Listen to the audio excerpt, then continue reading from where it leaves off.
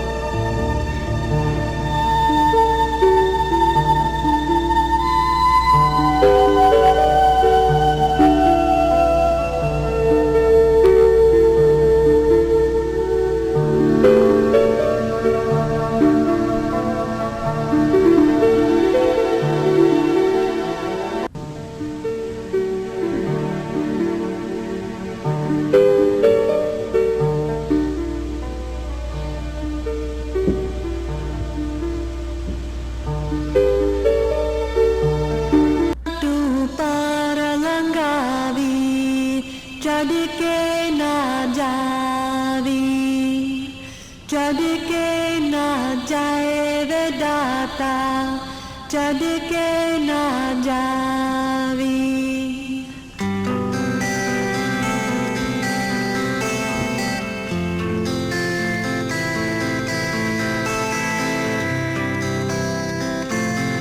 सैया तू पार लंगावी, चढ़ के ना जावी, चढ़ के ना जाए वे दाता, चढ़ के ना जावी। सैया तू पार लंगावी, चढ़ के ना जावी, चढ़ के ना जाए वे दाता, चढ़ के ना जावी।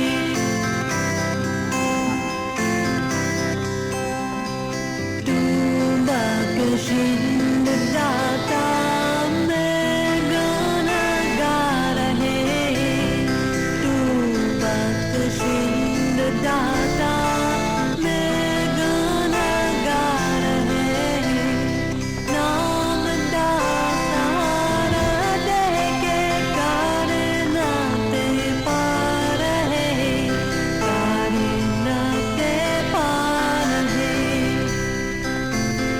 सैया तू पार लंगावी, चढ़ के ना जावी, चढ़ के ना जाए वे दाता, चढ़ के ना जावी।